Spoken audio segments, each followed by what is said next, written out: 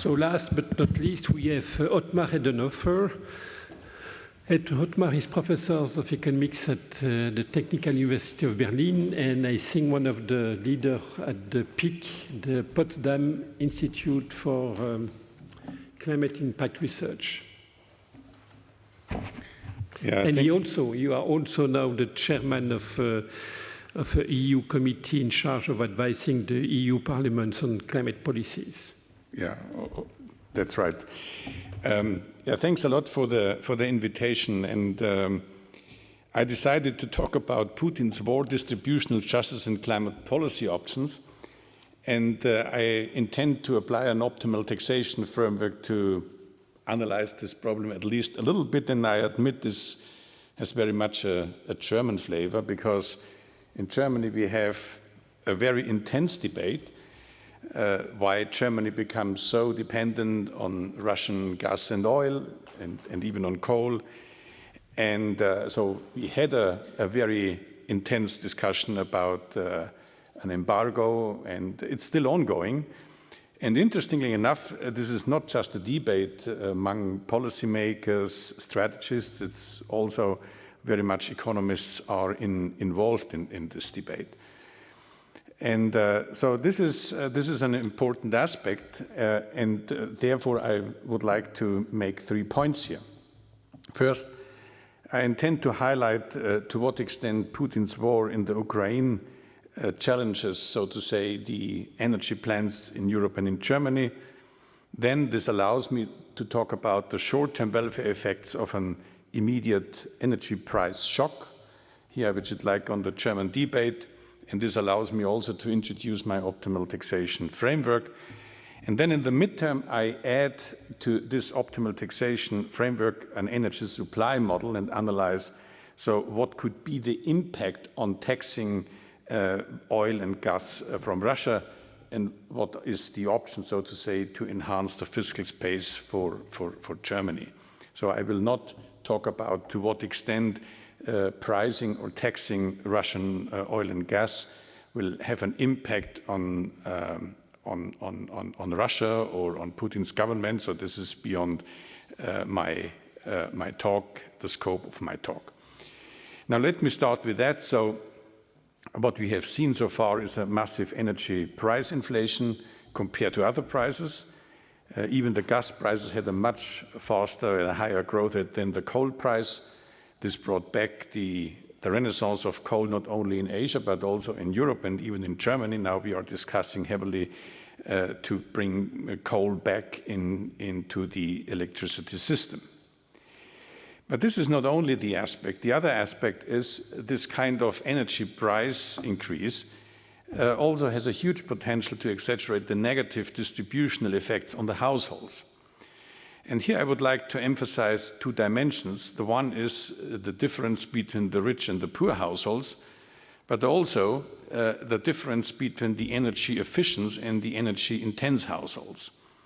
Low-income households spend about 10% of their income of energy, and richer households only 3%. And within each income group, there are households with high energy expenditures, but especially among the poor households. So you put it in a different way, the poor households have a lower capability to transform primary energy into energy services. In addition to that, so in Europe, but also in Germany, we have quite ambitious goals, carbon neutrality by 2045, and the whole compensation issue will also quite important for that. But at least what we can observe here is that we see, if we want to be consistent with these climate goals, a carbon price between 130 and 300 euros per ton CO2. And then we have introduced also some kind of national CO2 pricing schemes. It's also quite important to know that today the European Parliament has basically rejected the Fit for 55 package. And also this, nobody knows what will happen with the European emission trading scheme, but so that's also, I would say, a typical German and European situation, that we have enormously ambitious goals, but we do not care too much about the policy instruments which would allow us to achieve that. And then there are two different dimensions of equity. One is the vertical equity between the poor and the middle class households, but also another dimension here, which is the horizontal equity. So when we think about energy efficient and energy intensive households, in particular hardship households, and you have seen in the empirical data that within each income class there is a huge spread, even within income class, between this energy efficient and energy intensive households. Now, what we have done here is we try to bring together this both dimensions of horizontal and vertical equity into a consistent welfare economic framework. And this optimal taxation framework has two dimensions. The very conventional one, so there is labor productivity, or households are endowed with labor productivity. There are 10 vertical income deciles, but there is also 10 horizontal and efficiency deciles, where basically households have a different capability to transform raw energy or primary energy into the energy services. Households consume a numeraire, they have leisure time, and they have also the energy services. The government raise revenues through the labor income and carbon taxation and redistribute it to the households, for example, via lump sum taxation, lump sum transfers, but I will talk a little bit more about the different schemes to recycle the revenues back. And then there's a social welfare function, and this welfare function has a parameter, a normative parameter, the Atkinson parameter zeta, which expresses the inequality aversion, and we have calibrated this model to the German household data. So this is the novelty here is just to introduce here or include here the energy efficiency component. And here, let me highlight this component because the other one is quite conventional for optimal taxation framework. So first of all, we have a carbon tax. The carbon tax in this model does not reflect the social costs of carbon, because in the German context, so the shadow price reflects an emission target. So then the income taxes and the transfer correct for income inequality, for the vertical effects of the energy prices and the horizontal effect of the energy prices. And here I would like to highlight here that reducing the inequality among the households according to energy efficiency is not always beneficial. Because when we would reduce this dimension of inequality, so then we would increase equality, but on the other hand, we would reduce efficiency, because what we would like to see is that the households which have a higher capability to transform primary energy into energy service could do this, and these are very often the more prosperous households. So there is here also a trade-off between energy efficiency and the equality or equity, and this has to be taken into account. Now let me highlight here an important aspect here. So there is, of course, potentially the possibility to achieve a first best optimum with a uniform carbon price across all the sectors, and also with a targeted transfer. If you have all the information about the households, then you can target all the transfers, and then you can, the green line, this is the benchmark, then you can achieve the first best optimum. If you cannot do this because of information asymmetries, so then you have other options, for example, a targeted energy subsidy or a uniform subsidy on renewables. And then it is quite important that when inequality aversion is increasing, so then the welfare losses are also increasing, because the more you want to reduce vertical and horizontal equity, so the more you do not allow the more efficient households to do the transformation job. So, and then you can see here basically a targeted energy subsidy has relatively less welfare losses. A uniform subsidy on renewables has relatively high welfare losses.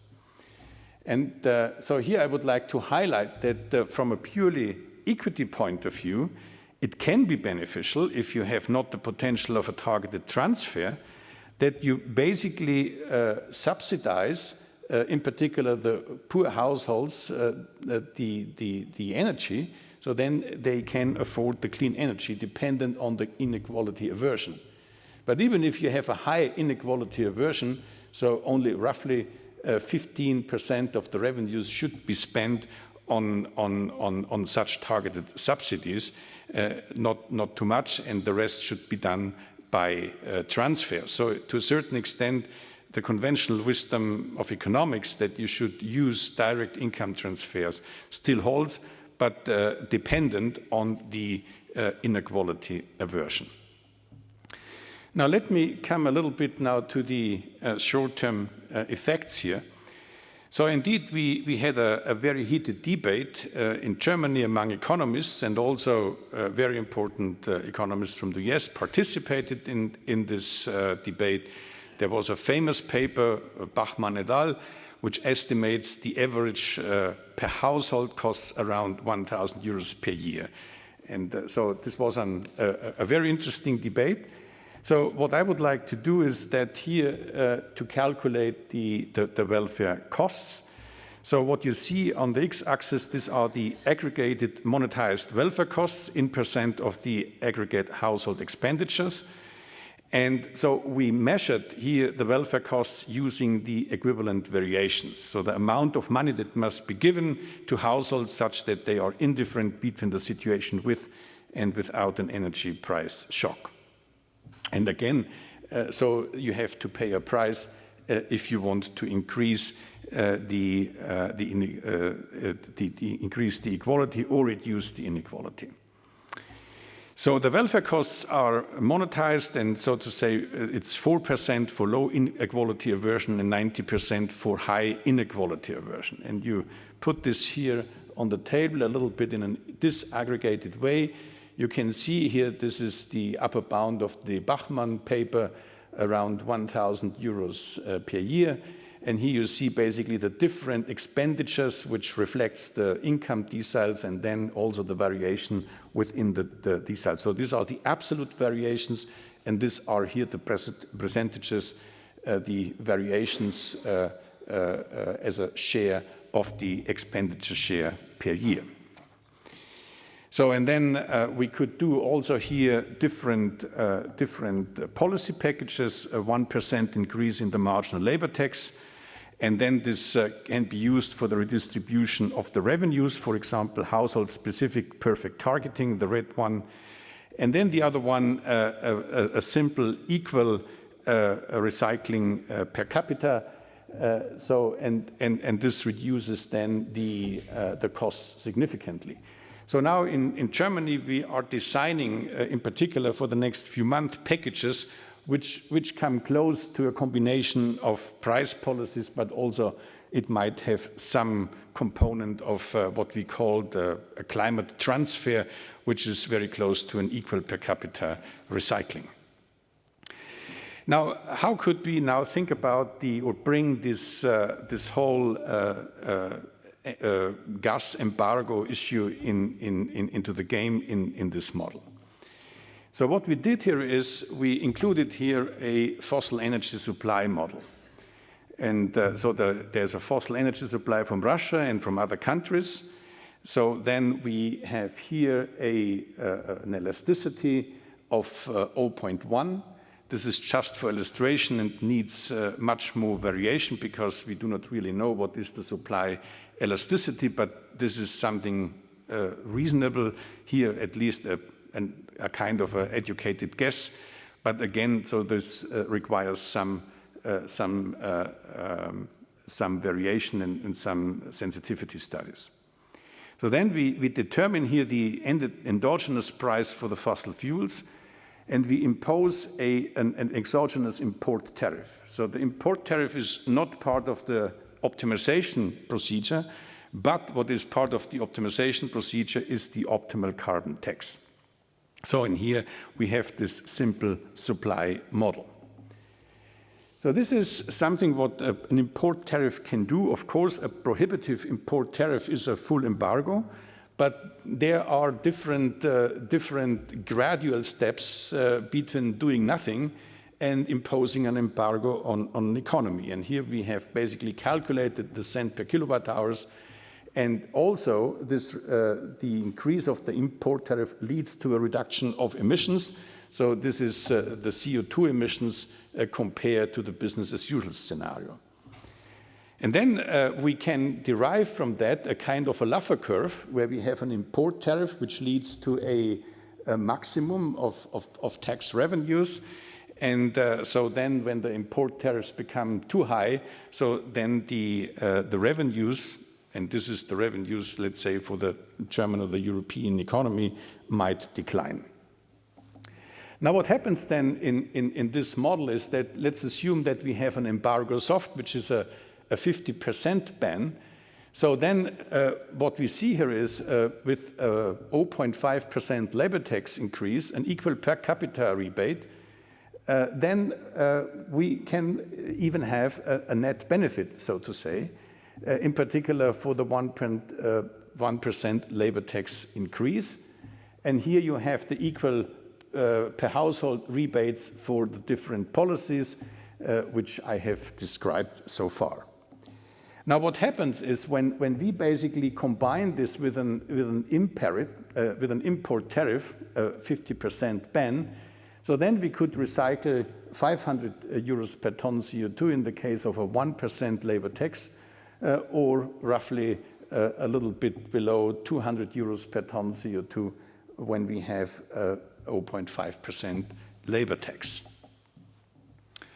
So and this is also quite interesting. If we have a 90% ban, so then you are not in a position to better off the households, because then this ban is too hard and brings too much welfare losses for the economy.